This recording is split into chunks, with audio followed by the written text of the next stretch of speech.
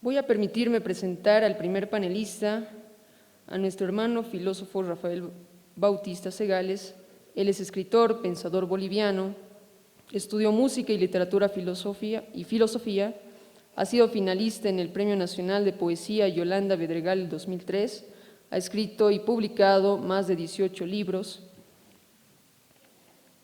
Entre ellos se encuentra El mito del desarrollo al horizonte del vivir bien, El tablero del siglo XXI, geopolítica descolonial de un orden global post-occidental.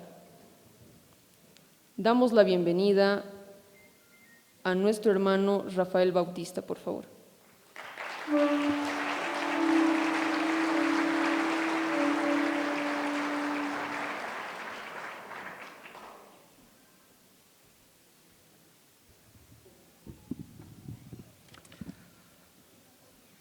Buenas noches, tengan todos ustedes.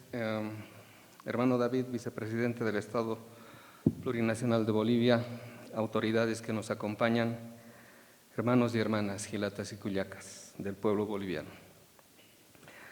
Por lo general, los que hacen historia no siempre son recordados en los libros de historia.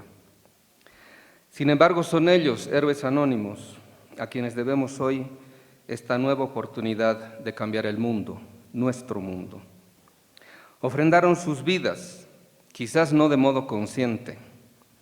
Pudimos haber sido nosotros, pero fueron esas vidas las que cobró el enemigo y su sed de muerte y venganza.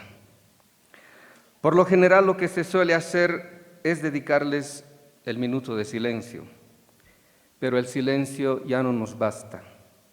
Hay que hablar de nuestros muertos, para no olvidarles, para que estén siempre en nuestra memoria, para que no mueran otra vez en el olvido. Es hora que digamos Amukim nunca más. Quisiera dedicar estas palabras a las víctimas, mujeres y hombres, niños, ancianos, del genocidio que desató el golpe y la dictadura que nos impusieron el año pasado en noviembre. También en memoria de Orlando Gutiérrez, líder minero,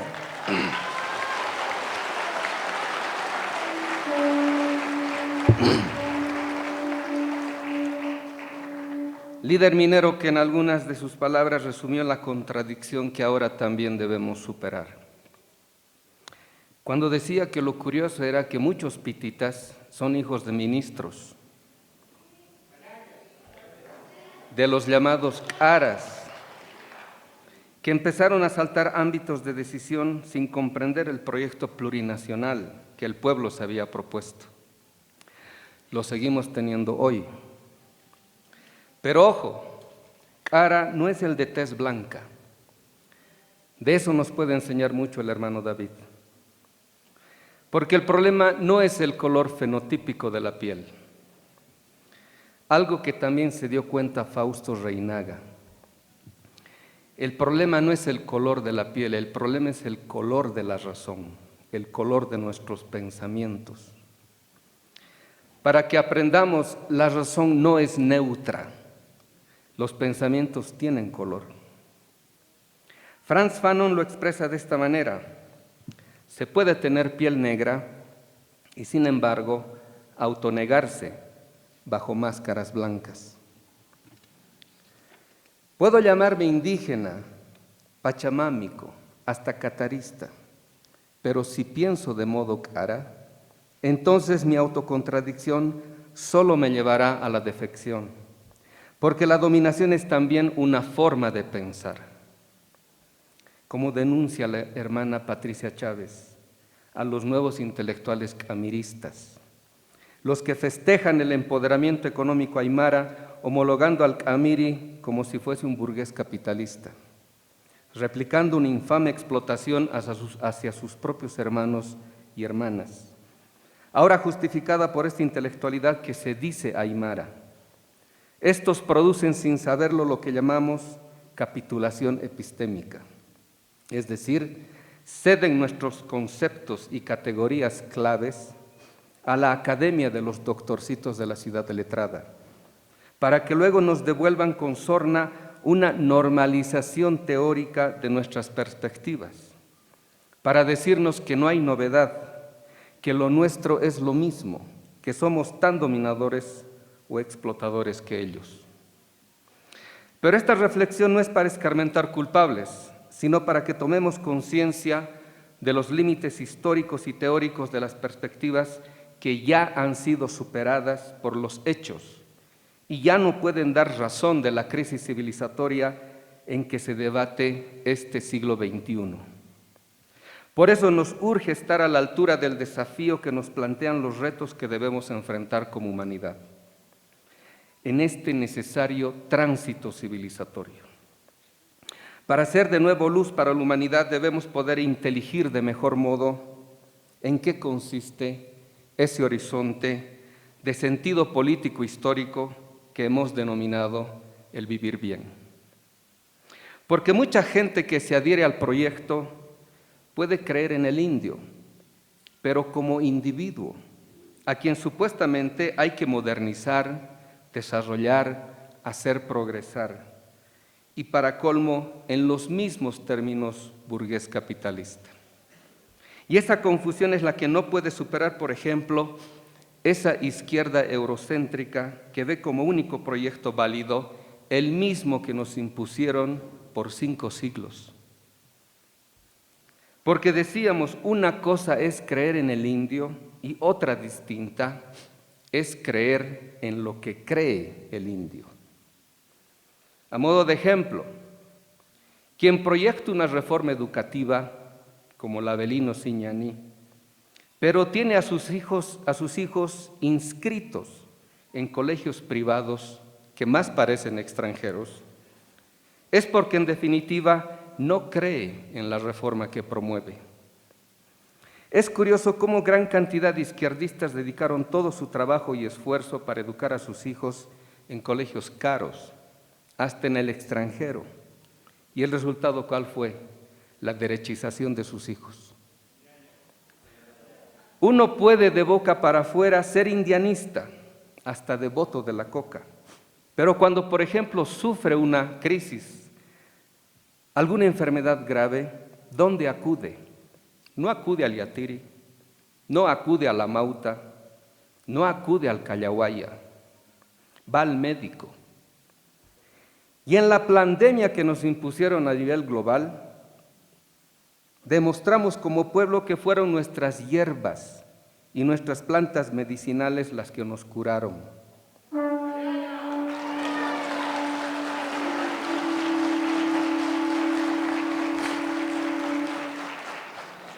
Pues mientras la gente se moría en los hospitales, fue en nuestras casas, a base de tratamientos tradicionales y alternativos, que nuestro pueblo alcanzó lo que se llama inmunidad colectiva. Mientras los sistemas de salud, hospitales, clínicas, médicos seguían ciegamente protocolos mundiales que jamás habían tomado en cuenta realidades como la nuestra.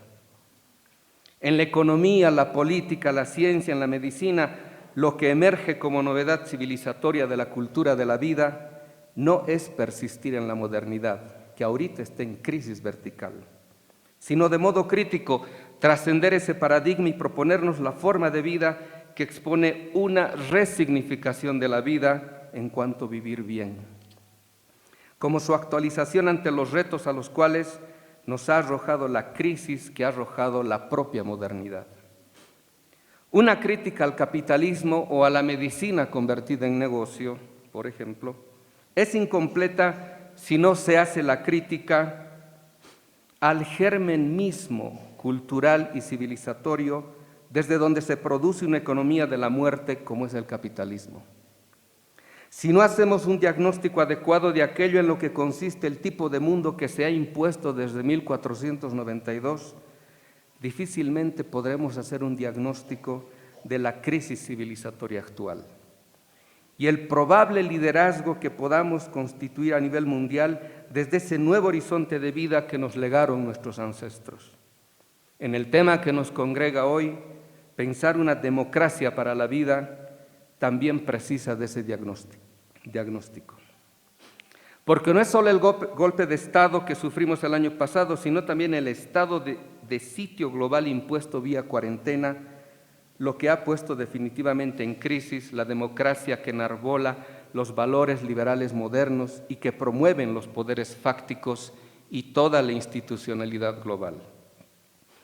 Por etimología sabemos que se trata del gobierno del pueblo, pero en los hechos ninguna democracia, y menos las auspiciadas por el llamado mundo libre, es exponente de la voluntad popular hecha directriz nacional. Por el contrario, todos aquellos llamados regímenes populistas, donde se pretendería, aunque sea demagógicamente, exaltar el poder popular, son catalogados de antidemócratas y, por consiguiente, señalados mediáticamente como autoritarios y dictatoriales. Es decir, la medida de la democracia parece no ser tan democrática. Pues si por un lado todos los ideales democráticos no se discuten, cuando tratan de ser implementados o puestos en ejecución, entonces resulta que la democracia está en peligro. Y ese es el relato difundido en todos los países donde se amplifica la democracia, constatando que no hay solo un desfase entre las expectativas democráticas y la facticidad política, sino que se trata de algo mucho más preocupante. La idea misma de democracia que expone no solo la opinión pública, sino hasta el mundo académico y político, es solo una forma aparente que resiste y aguanta todo. Un concepto vacío que sirve para todo y nada. Si incluso el fascismo puede enarbolar convenientemente sus postulados, entonces es el concepto mismo el que sufre de una ambigüedad que no es sino el reflejo de la pérdida de sentido de realidad, de un mundo que ya ha entrado en crisis y con él todos sus principios y valores. En ese sentido, cuando nos referimos a la crisis civilizatoria, no nos referimos solo a conflictos sistémicos multiplicados, sino a un colapso existencial que la civilización moderna occidental expone como los límites mismos de su pretensión de dominación exponencial, es decir, dominación ilimitada e infinita. Por eso la crisis civilizatoria que vivimos puede expresarse como una rebelión de los límites mismos de la vida. En ese sentido, una crisis existencial globalizada sería la evidencia fáctica entre la incompatibilidad de la vida y el tipo de mundo que ha constituido y expandido la modernidad. Por eso se trata de una crisis terminal, porque si bien indica todo que la decadencia de este sistema mundo y su diseño geopolítico centro-periferia es innegable, es la propia humanidad la que no sabe cómo renunciar a la forma de vida que sostiene a ese mundo y a esa geopolítica. Es decir, por ejemplo, la mayoría de la gente comprendida como opinión pública mundial que se conduele de la pobreza y la injusticia reinante y quisiera colaborar con algo en esa situación, si se les sugiriese que son sus propias expectativas de vida, sus propias creencias, las que contribuyen a la producción de miseria mundial, ciertamente darían la espalda a semejante sugerencia, sin pensarlo dos veces, porque preferirían morir antes de reconsiderar objetivamente el sistema de creencias en el cual crecieron como individuos egocéntricos. Pero es ese sistema de creencias precisamente el que empieza a desplomarse junto al mundo que como objetividad es el reflejo de una subjetividad que aunque se desmorone, sigue creyendo en ella. Por eso se dice que el mundo es también un estado de conciencia. Si mi conciencia está en correspondencia, es decir, en sintonía y en conexión con el mundo, entonces ese mundo, aunque esté en crisis evidente, sigue de pie. Porque yo le brindo el soporte energético que necesita para seguir existiendo. Toda la objetividad del mundo es producción subjetiva, es decir, un mundo no tiene sentido en sí mismo, sino para un sujeto. Entonces podemos advertir que la crisis de un mundo es también y en mayor medida una crisis existencial, que en definitiva se expresa porque la vida, el sentido mismo de la vida es lo que ha entrado en crisis.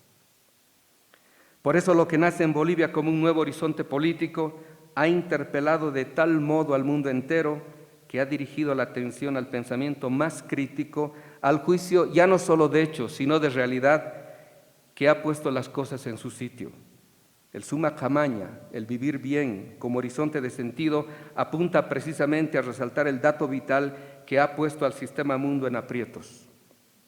Necesitamos como humanidad un nuevo sentido de la vida, para que la vida siga siendo posible y sobre todo vivible.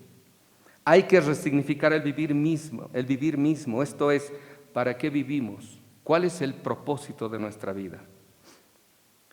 La discusión política, así como la económica, hace rato que han dejado de lado estas interrogantes. No solo porque ya se han desentendido de la vida, sino porque expresan actualmente lo que son de inicio. Un tipo de conocimiento que justifica y legitima una literal lógica de muerte. Si el colapso medioambiental es la consecuencia de la civilización petrolera, el desplome de la confianza moral y social hacia la política es consecuencia también de esa misma civilización, que promueve una sociedad del progreso para beneficio exclusivo de los ricos del mundo y cuya política expresa a sus valores liberales y ahora neoliberales como los únicos posibles y deseables. Así como el capitalismo necesita de individuos codiciosos, así también la política necesita de individuos egoístas para impulsar la locomotora del progreso y el desarrollo. Por eso ahora podemos evidenciar a dónde nos iba a conducir ese tren que mientras más acelera su motor, más muerte y destrucción provoca su producción de riqueza. Pero hemos naturalizado de tal forma esa lógica de muerte que solo deseamos progresar, desarrollarnos y modernizarnos, porque creemos que ello significa alcanzar bienestar y lograr la felicidad. Pero ¿de qué sirve el tener todo si nuestra vida no tiene sentido? Y eso, el sentido de la vida, es lo que está en juego en esta crisis mundial.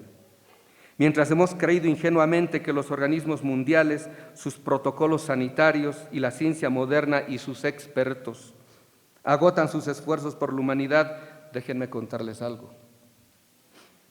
El laboratorio biológico chino de Wuhan, donde supuestamente aparece el COVID-19, cuando ya en España y en Francia se reportaron casos tempranos en sus geriátricos para colmo, es propiedad de Glaxo. GlaxoSmithKline es una de las más grandes empresas farmacéuticas británicas.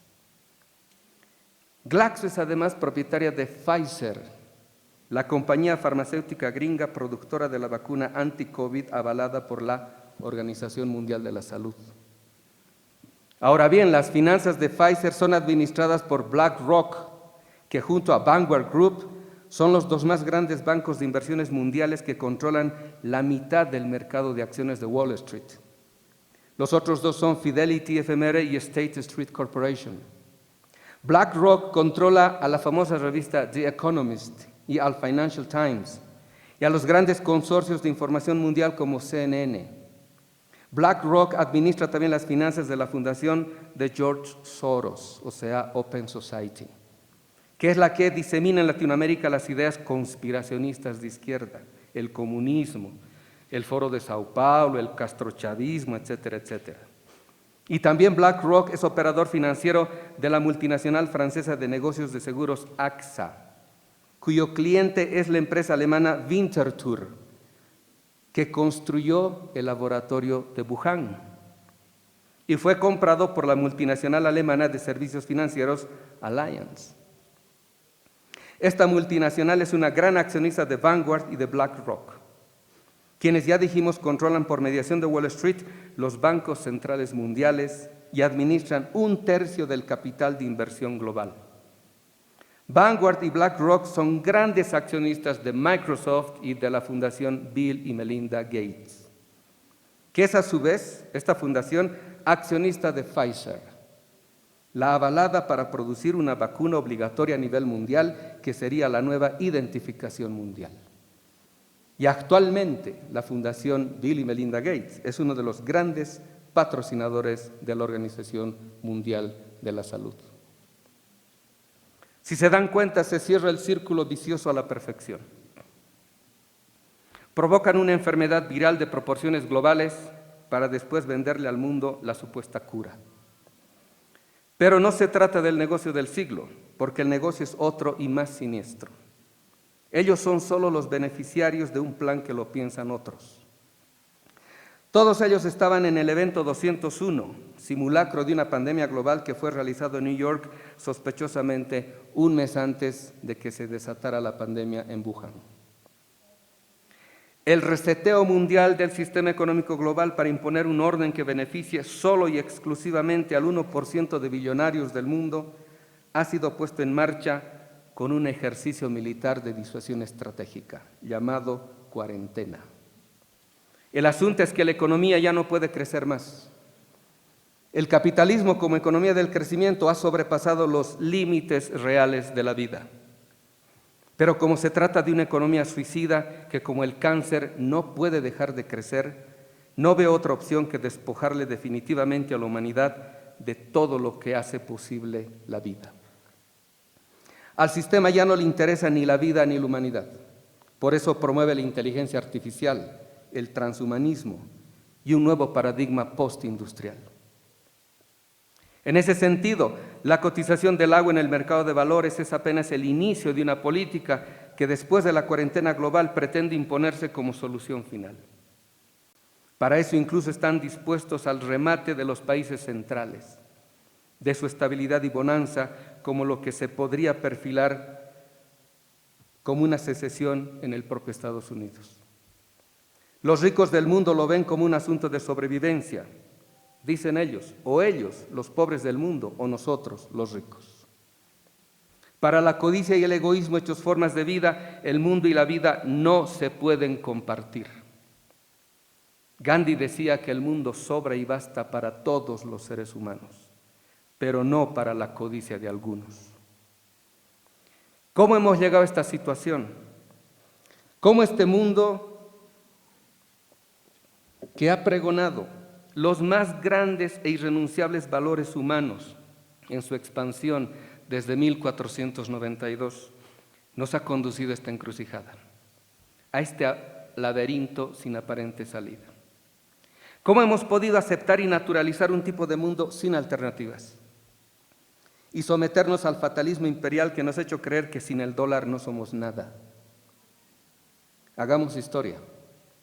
No la historia que nos han impuesto los vencedores, sino la historia olvidada, que es la que despierta en nuestros pueblos el desideratum histórico de un mundo más digno, más justo, más humano, más libre y verdadero. ¿Dónde nace la dominación que sufrimos y por qué se oculta sutilmente en los grandes relatos, como es la democracia, que promueven los poderes fácticos para dominarnos cada vez mejor? En el discurso político, la constitución simbólica del enemigo, como lo deducido del desprecio aristocrático al pueblo, tiene larga data. Escuchen esto y van a recordar a los golpistas. Cito: «Qué afortunada será la República si arroja a esta basura de la ciudad. ¿Hay algún crimen o maldad que él no haya tramado durante los últimos años? Qué envenenador, qué gladiador, qué bandolero, qué parricida, qué sicario, qué libertino, qué disoluto, qué adúltero, qué mujer infame, qué corruptor de la juventud, qué corrompido, qué perdido hay en toda Italia que no confiese haber vivido íntimamente con Catilina. ¿Qué asesinato se ha cometido en estos últimos años sin su participación?». Se trata de las catilinarias de Marco Tulio Cicerón, el mismo homenajeado por la tradición política y diplomática occidental, por su célebre retórica que solía expresarse de este modo: «Mi propósito es encontrar la verdad, no refutar a otro como si se tratara de un adversario». Pero solo era de boca para afuera, porque en los hechos este discurso contra Catilina retrata ese desprecio aristocrático republicano romano hacia un dirigente campesino, cuyo único pecado había sido liderar un levantamiento popular. Para desgracia del propio Cicerón, el aplastamiento de la revuelta campesina que él mismo justifica solo traerá como resultado la disolución de la república y la entronización del imperio. Ese desprecio aristocrático podemos rastrearlo hasta la propia Grecia, de donde dice la tradición moderna occidental, procede la democracia. En su propia etimología de democracia, el demos no es precisamente el pueblo como nos imaginamos. Si los griegos hubiesen querido expresar al pueblo, podían haber usado el término laos y no demos, porque demos se refiere a grupos con poder de negociación, es decir, grupos corporativos que por ello defienden intereses particulares. El demos griego lo constituían quienes podían ser admitidos en el ágora, que era un lugar sagrado donde se establecen los templos dedicados a los dioses.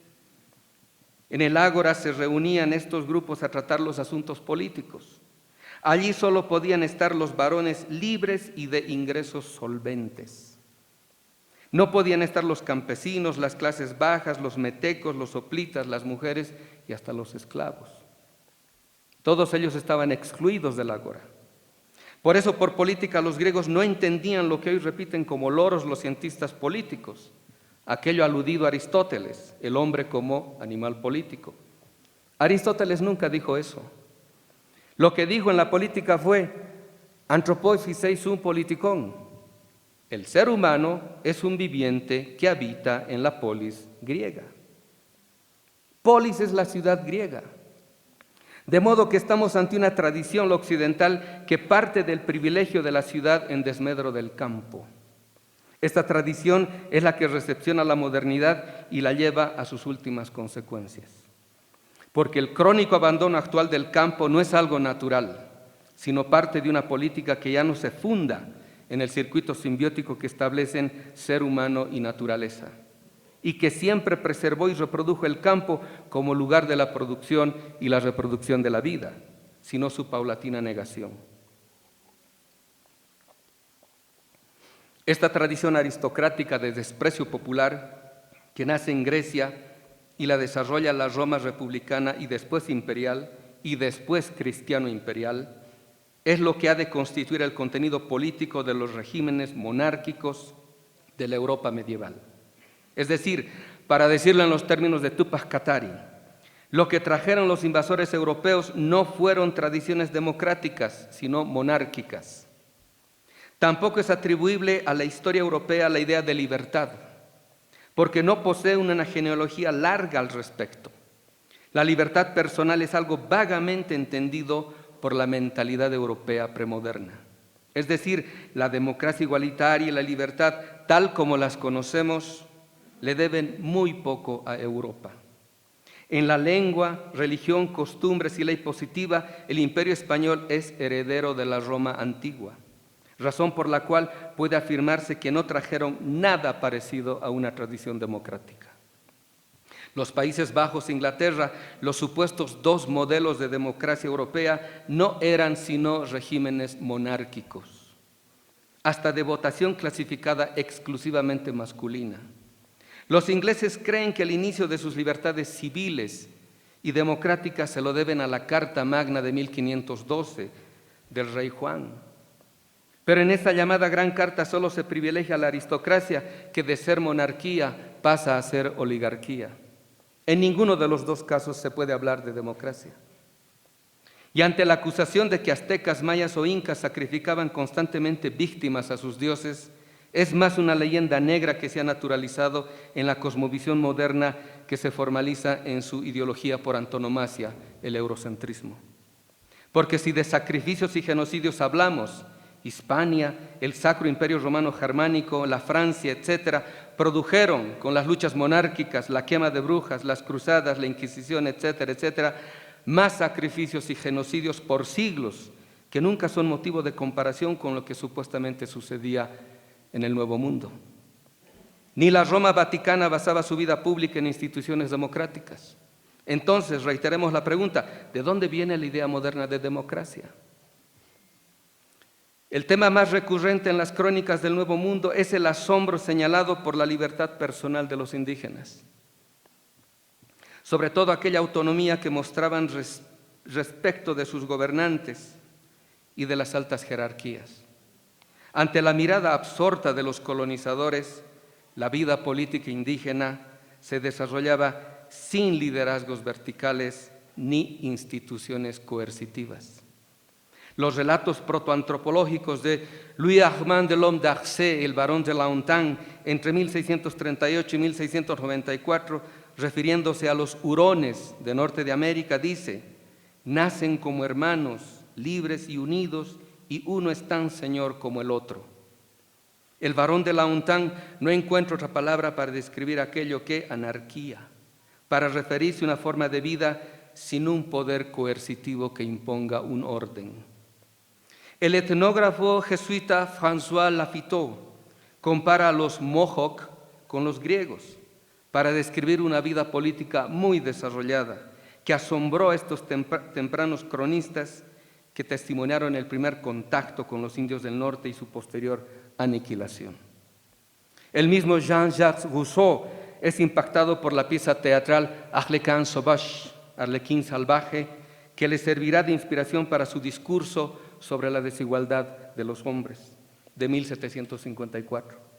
El propio Michel de Montaigne, en Des Cannibales suivis de Descoches, sobre los caníbales de 1580, afirma que los indios aparecen salvajes respecto a nuestras reglas de razón, así como nosotros, los franceses, lo somos ante sus propias reglas, dando a entender que los llamados salvajes vivían mejor que los civilizados europeos. Entre los padres fundadores de Estados Unidos, Thomas Paine fue uno de los más importantes políticos radicales que junto a otros tomaron como modelo de organización democrática a los indígenas iroqueses. Parte a Europa Thomas Paine en 1787 y allí redacta el libro que diera el nombre a la Ilustración Europea, La Edad de la Razón, de 1794. Las documentaciones actuales señalan ya que la presencia europea y hasta norteamericana en las luchas de Amaru, Tupac Katari y los hermanos Katari en el sur de la actual Bolivia es la que documenta y propaga en el viejo mundo la antorcha de la libertad indígena como inspiración de, por ejemplo, la propia Revolución Francesa. Lo mismo que el proceso emancipatorio de los negros de Haití, la primera nación de hombres negros libres del mundo moderno. Es decir, son las ideas libertarias del mundo indígena y no al revés las que encienden las banderas libertarias y democráticas de la propia Europa. Es la defensa intransigente de los indios por la libertad, la independencia y una forma de vida democrática, su legado universal en toda la historia de sus luchas. Legado que nunca se atribuyeron como propio, pero que desarrollaron de un modo que jamás habrían podido desarrollar los europeos. En 1760, el jefe Ottawa Pontiac logró reunir a las naciones Anishinaabe, Miami, Seneca, Lenape, Shawnee, Hurón y otros en contra de los británicos.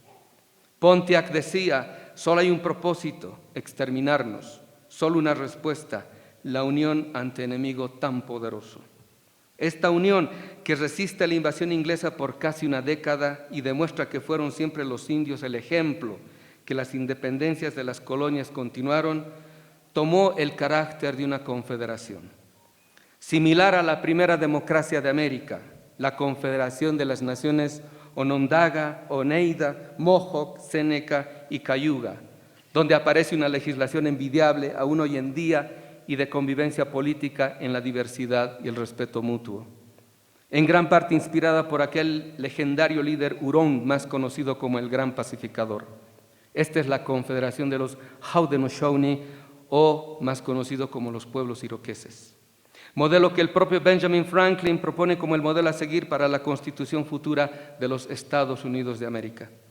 Esta confederación es la primera experiencia de federalismo que se conoce y se basaba en una idea conocida por nosotros, la autodeterminación de los pueblos, que aquí en Bolivia fue instrumentalizada por la oligarquía oriental en los términos de una autonomía funcional a los grupos de poder local.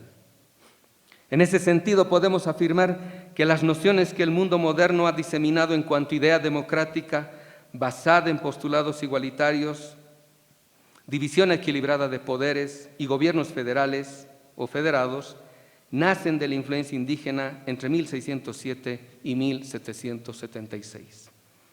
Son los indios iroqueses y algonquinos en el posterior Estados Unidos los verdaderos padres fundadores de las colonias y también autores del primer nombre que tuvo la propia ONU, la Liga de las Naciones. Pero la mitología moderna, fundamentada ya en esa clasificación antropológica que había producido el racismo metafísico moderno, como una naturalización de las relaciones de dominación, biologizando las diferencias culturales e inventando el relato de que hay superiores por naturaleza e inferiores, no podía constituirse en centro ontológico y geopolítico desde una reivindicación indígena semejante. Sus víctimas no podían ser víctimas sino inferiores, para afirmar de ese modo la exclusiva superioridad moderna europea. La modernidad es un proyecto de dominación exponencial, y eso significa la imposición mitológica e ideológica de su centralidad. Es decir, hacer de su particularidad un dogma universal. Esta visión provinciana de una Europa que siendo nada antes de la conquista e invasión del Nuevo Mundo y que gracias al despojo continuo y sistemático de toda la riqueza nuestra se constituye en poder mundial y referencia única de humanidad, es lo que constituye a su ideología matriz, el eurocentrismo. Por eso cuando afirmamos que la izquierda y el marxismo del siglo XX son eurocéntricos, nos referimos a la ya naturalizada creencia, gracias a la ciencia y filosofía modernas, de que todo lo premoderno no es solo anterior, sino inferior, y que toda la antigüedad no tiene sentido en la sociedad del progreso y del futuro, como se concibe a sí misma la sociedad moderna. Pongamos este ejemplo. Cuando Lenin redacta sus 3 fuentes y 3 partes integrantes del marxismo y señala que son la economía política inglesa, la filosofía clásica alemana y el socialismo utópico francés, olvida que Marx mismo subtitula el Capital crítica al sistema de categorías de la economía política burguesa. Es decir, ¿cómo podía ser fuente de su pensamiento algo a lo cual le está haciendo la crítica? Segundo, Marx nunca había reivindicado a la filosofía alemana en su totalidad, sino a la tradición crítica de la Deutsche Wissenschaft, de la ciencia alemana. Es más, podríamos decir, basándonos en Michel Lowy, que el 50% del lenguaje de Marx es romántico alemán. Quienes, por ejemplo, a decir del poeta Novalis, se inventan el concepto de antigüedad. El concepto de antigüedad solo tiene 2 siglos de historia. Que desde su examen de bachillerato hasta el Capital, la presencia constante de citas bíblicas, ya sean judías o cristianas, hacen de la teología un componente imprescindible en el propio lenguaje de Marx. Ahora, a propósito del socialismo utópico francés, Lenin ignora, y con él el posterior marxismo eurocéntrico, ¿de dónde surge ese socialismo? Considerado padre del socialismo científico. Hagamos otra vez historia. Los clásicos de la literatura utópica europea siempre fueron Tomás Moro, Campanella y Francis Bacon. Moro escribe Utopía en 1516, basando su idea de una ciudad perfecta en relatos de viajeros al Nuevo Mundo, como las discutidas cartas de Américo Vespucci. Tommaso Campanella escribe Civitas Solis, la ciudad del sol, en 1623, donde describe Trapobana, una ciudad hallada en una expedición marítima al Nuevo Mundo. Y Francis Bacon, cuando describe la Nueva Atlántida en 1622, lo hace en referencia al Perú. Es decir, esa literatura utópica nace de innumerables relatos de las formas de vida de los indígenas del Nuevo Mundo. Pero veamos algo más, ese otro encubrimiento que produce el eurocentrismo moderno. Las reducciones jesuitas en América habían servido de modelo para imaginar aquel paraíso bíblico que postulaba la cristiandad latina y la posterior cristiandad protestante que se continúa en el norte de América. En Europa no tardó en aparecer una variada literatura al respecto, pues los jesuitas controlaban gran parte de la educación en los países europeos. El mismo primer filósofo moderno, René Descartes, se formó en la Flèche, escuela jesuita, lo cual no disminuyó con la expulsión del orden jesuita del Nuevo Mundo en 1767. Esa literatura y la misma experiencia de las reducciones que los jesuitas expulsados llevaron a los países de Europa, es lo que produce con el tiempo el llamado socialismo utópico. De modo que no sería una exageración decir que el socialismo científico es nieto del socialismo que practicaban jesuitas e indígenas en las reducciones. Pues no solo se comportaban de acuerdo a la ética de los primeros apóstoles, que todo lo compartían en común y daban a cada quien lo que necesitaba, sino al modo de vida que los propios guaraníes habían desarrollado en búsqueda de la tierra sin mal. Lo que la izquierda eurocéntrica comparte con la derecha es la visión eurocéntrica que no le permite advertir que lo más genuino de nuestro pueblo es aquello que como hilo conductivo ha estado siempre presente en el modo de ingreso de las luchas indígenas en la vida política. Esto es, la defensa de la forma comunidad como crítica a la forma sociedad que impone el capitalismo como el tipo de subjetividad que necesita para impulsar relaciones mercantiles e instrumentales y de exaltación del egoísmo y el individualismo como forma de vida social que impulse al propio capitalismo.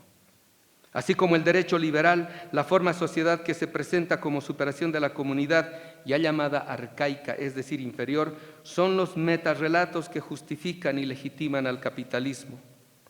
La teoría política que expresa ya estos prejuicios modernos es Hobbes. En el Leviatán de 1561 seculariza aquella idea negativa que necesita la modernidad para devaluar la humanidad del ser humano, para explotarlo, dominarlo, aniquilarlo sin conciencia de culpa. El hombre, lobo del hombre. Por ello no ahorra palabras en señalar que los salvajes llevan una vida solitaria, pobre, sucia, brutal y breve, sin darse cuenta que esa es la condición que les dejó la conquista y el genocidio continuo. Ese tipo de descripción negativa pretende que sea universal para promover la idea del leviatán, es decir, el sometimiento absoluto para supuestamente salvarnos del salvajismo. Por eso no es de extrañar que el racismo se haga ilustración y exprese a las mentes más penetrantes de la ciencia y filosofía modernas. Voltaire, por ejemplo, se pregunta, ¿cómo Dios puede poner un alma pura en un cuerpo tan negro? O Kant, que en sus disertaciones antropológicas de 1772 afirma que los indios no son aptos para la civilización, son incapaces de gobierno y están destinados al exterminio. Para Hegel, en su filosofía de la historia, el negro es un hombre en bruto que no ha llegado a la intuición de ninguna objetividad. Las potencias europeas que se repartieron en el África en la Conferencia de Berlín de 1885 produjeron ese tipo de ideólogos que eran la vanguardia intelectual que consagraban como acto civilizatorio a los genocidios de sus reyes, como Leopoldo de Bélgica, que puso su cuota personal de 15 millones de seres humanos asesinados en el Congo, a la infinita lista de muerte que cargan Europa y Estados Unidos en su expansión de dominación. Y Hegel, en referencia a México y Perú, señala, son culturas meramente particulares, que expiran en el momento en el que se les aproxima el espíritu. La inferioridad de estos individuos, dice Hegel, en todo respecto es enteramente evidente. Todos estos prejuicios conforman a la racionalidad moderna y atraviesa sus ciencias y su filosofía. Por ello no es extraño que formándonos en ese tipo de conocimiento acabemos despreciando todo lo nuestro y de ese modo amputemos de nuestras propias expectativas lo que podría significar una real liberación de todo aquello que impide nuestra propia autodeterminación como pueblo. De eso precisamente se constituye una democracia. Cuando el demos se expresa al pueblo en tanto que pueblo, no al mero conglomerado social que puede incluso apostar por el fascismo, como vimos en la insurrección oligárquica disfrazada de revolución pitita. Una verdadera democracia solo puede constituirse como la expresión más genuina de la autoconciencia popular, que no puede ser una abstracción, sino lo más propio como raíz indígena hecho horizonte político. En ese sentido, el proceso de cambio será de nuevo inspirador cuando contenga de modo constitutivo a la revolución democrático-cultural, que quería ser el acento singular de una revolución en la propia revolución. Entonces definamos proceso de cambio.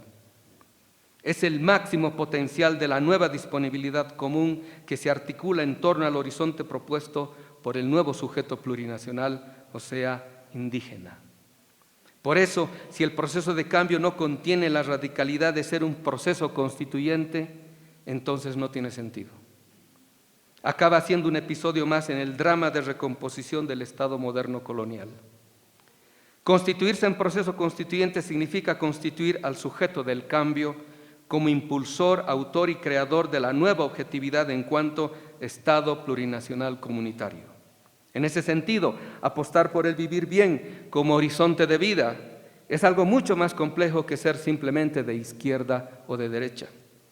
Si la izquierda pretende no solo actualizar su presencia política, sino refundar sus propias expectativas, debiera ser consciente de la trampa eurocéntrica en la que caen sus premisas y sus postulados, y empezar a reconocerse en el pueblo que dice representar, y apostar por aprender de ese pueblo la idea de democracia que ha sido siempre patrimonio indígena popular, pero nunca reconocido como el verdadero horizonte político que debiera guiar la praxis revolucionaria.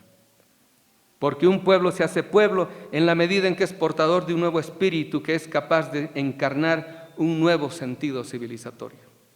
En esa medida es que un pueblo es capaz de transformar su propio horizonte de creencias y producir desde sí su propia liberación. Entonces es cuando activa su máximo de disponibilidad común y se hace poder, el poder como facultad, no como propiedad. Ese producir desde sí es lo que de cultural posee lo revolucionario de su proceder, porque acudir a sí mismo es despertar desde su propia historia como en quien se redime la historia toda. Por ello hay que trascender los 500 años de dominación moderna y convocar lo milenario originario, ausente todavía en la proyección utópica de una revolución global. Una verdadera revolución, si es tal, solo podría serlo si se asume como restauradora de lo sagrado de la vida. El espíritu de los tiempos ya no pertenece al occidente moderno. Más bien Occidente comparece hoy ante el tribunal de la historia. No todo se define en el reino de este mundo.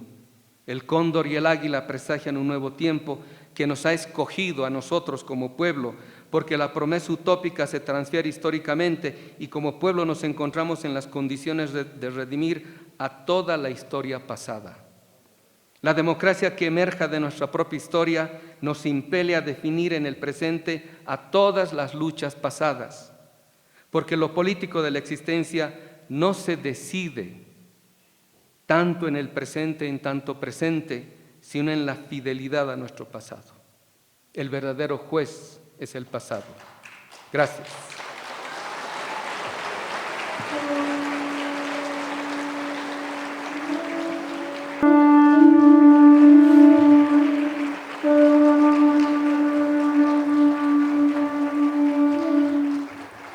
Hayayakipanay, Tajpachani, Gilatanaka, Culiacanaka, Hachoiwiri, licencia Mampi, hermano David, licencia Mampi, autoridades del Consejo de Amautas, licencia Mampi. La mascaipacha es la borla de la panaca de la vida. En tal sentido se presenta en primera instancia y de manera sencilla el poder que sobre un hermano desciende cuando los tiempos se unen, es decir, el turno de la rotación. La mascaipacha proviene del mundo de la vida ancestral, contiene mucha significación, pues designa lo político-espiritual de la reconstitución de nuestro ser comunitario, de nuestro collasuyo, tahuantinsuyo, de nuestro Abya Yala. Es un símbolo geopolítico, pachapolítico, de la panaca que protege la vida, reconociendo a todos como parte de nuestra gran familia. Es un símbolo de comunidad primeramente, y en el Abya Yala como Tajpacha.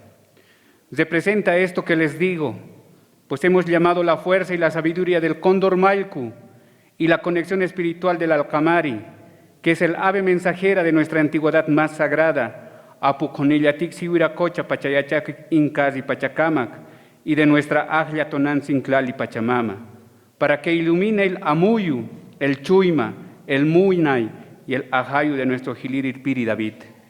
La mascaipacha vuelve después de mucho tiempo a la frente, al amuyu, a las ideas de un uiguiri, un criador de la vida, que complementa lo y la política con el ajayu de nuestros Hach'oiwiris. Por ello mismo, el nombre de Larama Pachacuti ha sido consagrado y el Consejo Nacional de Amautas le va a hacer entrega de la Mascaipacha. Hilatanaka, Culiacanaca, Jayaya.